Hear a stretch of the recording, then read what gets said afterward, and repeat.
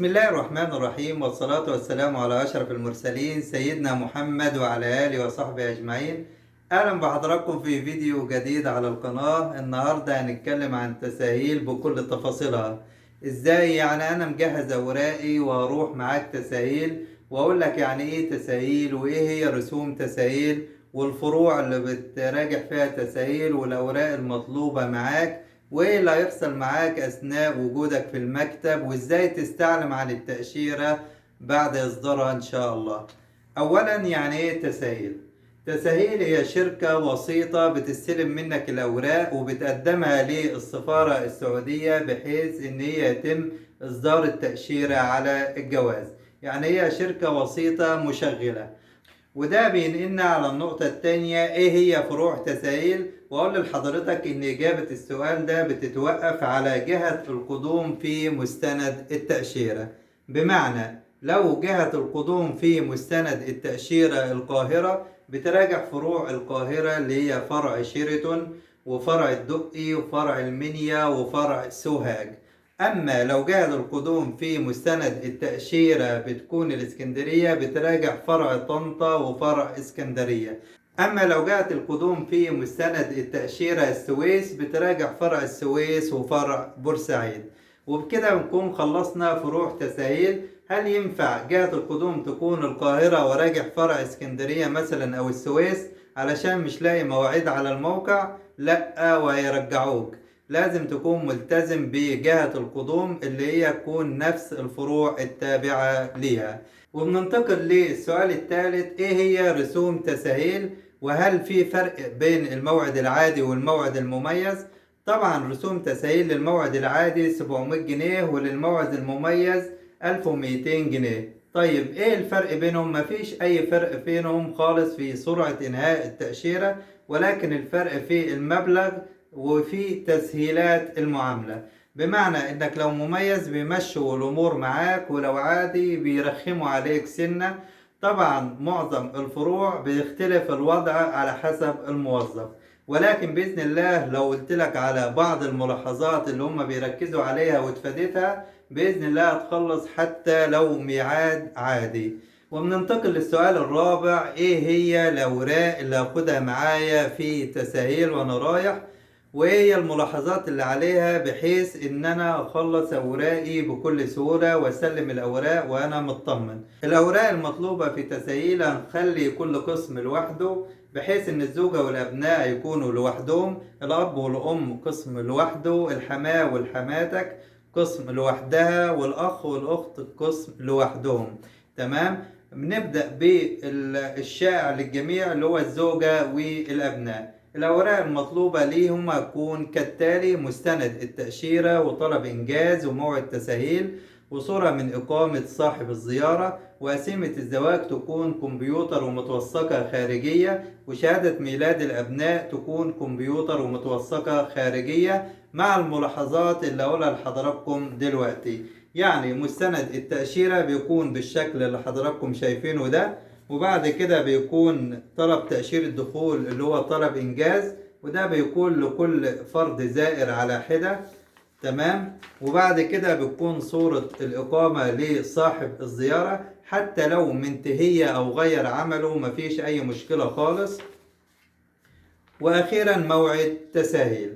تمام. دي الاربع حاجات اللي هو بيجهزهم من هنا الزوج، او ينفع عادي تجهزهم من مصر مفيش اي مشكلة، وبنضيف عليهم اصل الجواز وصورة منه مع قسيمة الزواج تكون كمبيوتر خلال سنة، ما يكونش اكتر من كده، وشهادات الميلاد للاولاد تكون كمبيوتر ومتوثقة خارجية مع قسيمة الجواز. في كذا نقطة مهمة جدا. لو حضرتك رايح تساهيل اسكندرية أو طنطا والأولاد أو الزوجة كانوا مقيمين معك سابقا، بتعمل حاجة اسمها برنت خروج نهائي من شغلك. الموضوع سهل وبسيط، بحط لحضرتك اللينك بتاعه أو شرح طباعة البرنت في الوصف أسفل الفيديو. ولو موضوع شغلك مش متاح، ينفع عادي بتعمله من الجوازات. تمام. دي النقطة الأولى. النقطة التانية بالنسبة للبنات من سن 18 لحد 45 سنة، لو متزوجة بتجيب موافقة الزوج على السفر وتوثقها خارجية وبتاخدها معاها. لو غير متزوجة بتجهز إقرار بعدم الزواج من الشهر العقاري ويكون موثق برضو وبتاخده معاها. النقطة الأخيرة بالنسبة للزوجة والأبناء، لو الأطفال أقل من 6 سنوات ما بيروحوش تساهيل، والأم بتقدم الأوراق عنهم، بحيث إن تساهيل من سن 6 سنوات لحد 80 سنة هم اللي بيروحوا هناك علشان البصمة. تاني نقطة بالنسبة للمستندات المطلوبة لتساهيل، بالنسبة للأب والأم نفس المستندات اللي هي مستند التأشيرة وطلب إنجاز وموعد تساهيل وصورة الإقامة، وبنضيف عليها شهادة ميلاد ابنهم اللي هو صاحب الزيارة، تكون كمبيوتر ومتوثقة خارجية. ولو الأم بتسافر والأب لا قدر الله متوفي، الأم بتاخد معاها شهادة الوفاة تكون كمبيوتر ومتوثقة خارجية. وكذلك لو مطلقة بتاخد معاها قسيمة الطلاق تكون كمبيوتر ومتوثقة خارجية، وهكذا، مع طبعا رسوم الموعد وأصل الجواز وصورة منه وصورتين شخصيتين احتياطا. تمام، ده بالنسبة للأب والأم. بالنسبة لحماك أو حماتك بتاخد المستندات الأساسية، مستند التأشيرة وطلب إنجاز، وبتاخد موعد تساهيل وصورة الإقامة لصاحب الزيارة، وبتضيف عليهم قسيمة الزواج للزوجة تكون كمبيوتر ومتوثقة خارجية، وبتضيف عليهم شهادة ميلاد الزوجة تكون كمبيوتر ومتوثقة خارجية، مع باقي الأوراق اللي هي رسوم تساهيل والصور الشخصية تكون احتياطا. أما بالنسبة للأخ والأخت بتاخد الأوراق الأساسية، مستند التأشيرة وطلب إنجاز وصورة الإقامة وموعد تساهيل. تمام، وبتضيف عليهم شهادة ميلاد الأخ صاحب الزيارة تكون كمبيوتر ومتوثقة خارجية، مع شهادة ميلاد الأخ الزائر تكون كمبيوتر ومتوثقة خارجية. دي كده كل الأوراق والمستندات المطلوبة للزوجة والأبناء والأخ والأخت والأب والأم والحماك والحماتك، وبكده بنكون ألمينا كل الأوراق المطلوبة. طيب، في بعض الملاحظات اللي هقول لحضراتكم عليها بالنسبة لعناوين الفروع، كلها هتلاقيها في الوصف أسفل الفيديو.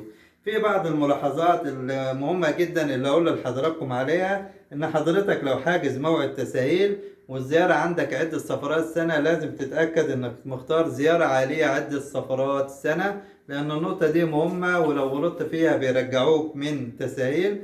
النقطة الثانية في طلب إنجاز، هناقش معاكم بعض النقاط المهمة جدا فيه. بالنسبة للصورة الشخصية في طلب إنجاز لازم تكون سكانر من طبعة، يعني ما ينفعش من الموبايل، لازم تكون سكانر من طبعة، وتكون الصورة خلفية بيضة زي ما حضراتكم شايفين. ولو حضرتك بتتصور جديد ممكن تقول لبتاع الاستديو ان هو يبعتها لك على الواتس، ودي بيكون افضل من السكانر كمان، وترفقها بعد تعديلها بالمواصفات المطلوبة. هحط لحضراتكم فيديو في الوصف اسفل الفيديو بيشرح التعديل على الصورة. النقطة الثانية بالنسبة للاسم في تساهيل، لو رباعي او في طلب انجاز وتساهيل الاتنين، لو رباعي بنكتبه زي ما هو تمام، لو خماسي او سداسي بنكتبه باللقب. تمام، يعني نكتب الاسم الاول بالترتيب من الجواز والتاني والتالت، لو رباعي بنكتب الرابع والامور بتكون تمام، لو خماسي بنسيب الاسم الرابع ونكتب الاخير الاسم الخامس، ولو سداسي بنكتب الاول والتاني والتالت وبنروح على السادس على طول. اتمنى ان النقطة دي تكون واضحة ومهمة جدا جدا في طلب انجاز وتسهيل. طيب، لو الاسم في مستند التأشيرة رباعي، هل اعمله في انجاز وتسهيل رباعي نفس مستند التأشيرة ولا اعمله باللقب؟ لا، اعمله باللقب في انجاز وتسهيل، وفي مستند التأشيرة رباعي مفيش اي مشكلة خالص، الامور بتمشي لو نسيت تعمله في مستند التأشيرة باللقب. تمام. النقطة الثانية بالنسبة للغرض، بتكتب زيارة عائلية لي لو جهة القدوم القاهرة، تكتب زيارة عائلية لي وبعد كده اسم الشخص أو الجهة الطالبة. تمام، يعني زيارة عائلية حرف اللام وبعد كده اسم الشخص محمد كذا كذا. أما بالنسبة للإسكندرية بتكتب زيارة عائلية فقط بدون لي. تمام، أتمنى أن الصورة تكون واضحة. النقطة الأخيرة اللي هي المهنة في طلب إنجاز، لازم تتأكد إن هي تكون نفس مستند التأشيرة اللي هي زوجة أو ابن أو بنت أو أب أو أم وهكذا، ما نكتبش المهنة اللي في الجواز بالنسبة لطلب إنجاز. النقطة الأخيرة بالنسبة لحجز الموعد على موقع تسايل. طبعا بعد فتح الطيران المواعيد اتزحمت شوية، مش بقت متاحة نفس الأول، ولكن بتدخل على الموقع تتابع بعد الظهر أو بعد العصر، بيتم طرح المواعيد وبتلاقي مواعيد إن شاء الله عادية أو مميزة. لو مستعجل بتاخد موعد مميز، ولو بتصبر عادي بتستنى إن شاء الله المواعيد العادية بتفتح معاك وبتتابع معاك. وقبل ما تدخل تكمل حجز بتظهر معاك هل في مواعيد متاحة أم لا على الموقع. وأحط لحضراتكم فيديو لشرح حجز موعد تسهيل في الوصف أسفل الفيديو. بعد كده الزوجة بتقدم الأوراق، وبعد كده بيتم عمل البصمة بعد التأكيد على الأوراق. وما تنساش تخلي الزوجة هناك أو المراجع يسيب عنوانه ورقم تليفونه، لأنه خلال 3 أو 4 أيام الجواز بيجيله لحد البيت، وده معناه إن موعد تسهيل شامل رسوم التوصيل. النقطة الأخيرة اللي حابب أفيد حضراتكم بيها بالنسبة للاستعلام عن التأشيرة، بتدخل تاني يوم بعد العصر. بمعنى لو حضرتك رجعت تسهيل يوم الأحد بتدخل يوم الاثنين بعد العصر، وبتدخل على إنجاز الاستعلام عن تأشيرة باستخدام رقم الطلب، وبتكتب رقم إنجاز بدون حرف الإي، تمام، وبتستعلم عن التأشيرة. إن ظهر تم إصدار التأشيرة معناها ألف مليون مبروك إن التأشيرات اتطبعت على الجواز.